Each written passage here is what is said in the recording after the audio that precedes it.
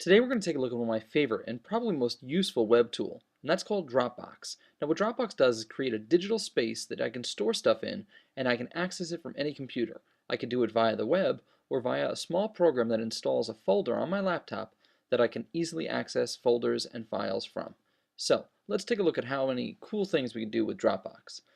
Let's say I'm working on a file over here. I have this video file and well, it's pretty large. Alright, so it has video and sound, and the size of it I know is over 10 megabytes, which is too big for me to send through email.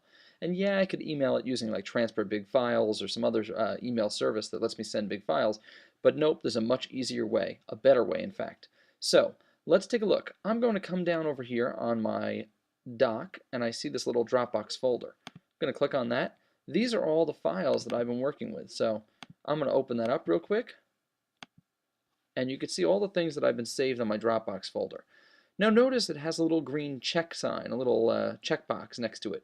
That means that it's been uploaded to their server. So that means that even though it's in this folder on my computer, if I open this up in my other computer, let's say at work or another laptop or desktop at home, I can see the same files because they've already gone up to the Dropbox server and they're stored there and locally on my machine. So let's take a look and see what I mean. I'm going to take this file over here and drag it into my Dropbox.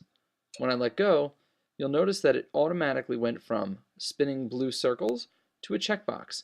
Now the file is located on Dropbox and I can access it on another computer. Let's take a look at some other amazing features of Dropbox. It's really great for sharing files from work to home and vice versa, but let's take a look over here. On the top toolbar, I have this little Dropbox folder. I can click on it and I can open up the folder. I can launch the website, and let's take a look at that. But before we do that, you'll notice that it gives me 2 gigabytes for free. I have 2.5 because the nice thing about Dropbox is that each time you recommend it to someone, you and they each increase your storage. So I believe 2 or 3 people signed up already and therefore increased my storage. It is an amazing, amazing free tool. You can pay for more storage, and it's actually very reasonable.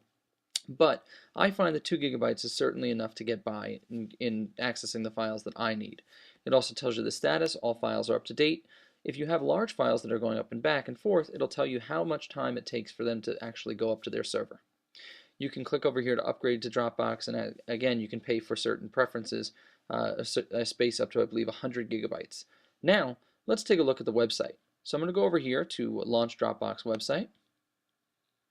And very simply it logs me right onto my site and it shows me some amazing things. First of all, these are all my files in Dropbox.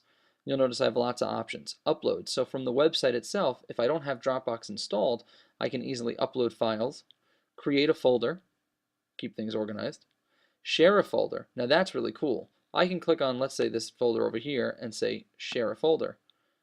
I could say I want to share an existing folder. I pick which folder it is. And when I go to next, I actually can invite people via email and send them a message. When I go to share, it sends them an email accessing that folder. So anything that I keep in that folder is great. Sometimes I take pictures of my son and I'll send my parents an invite to get that Dropbox folder and they can access all the pictures as I upload them. Some other things you could do is show the deleted files. So if you want to see who's been going in and taking things out or putting things in, you could easily do that as well. More actions over here.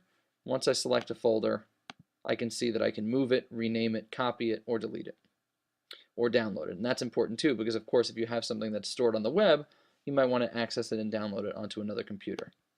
Recent events shows you everything that's been uploaded, added, and changed, and I think that's really cool as well because you can keep track of the things that are happening. For instance, if I'm keeping track of my app stats, I can see exactly when they were edited and when they were accessed. Really, really neat and easy. And again, sharing over here, it shows you what's been shared and what is not being shared. So, very, very simple to use. Really happen to love Dropbox. It makes working at home and at work very, very easy. And I'll show you over here, to get extra space, you can share and refer friends. So I'll be happy to share my link with you in case we can go up to an extra couple of gigs each. And let's see over here. The other thing I wanted to show you is that if you need more space, you can definitely upgrade your storage. And as I said, you can go up to 100 gigabytes, which is really not bad for $20 a month or $200 a year. 50 gigabytes for $100 a year. But again, certainly works great for the free service, and they are an amazing product that keeps on getting better and better. There's also an iPhone app that lets you access the files, and it works great, especially if you have pictures that you keep in the Dropbox folder. You can access them all from your phone.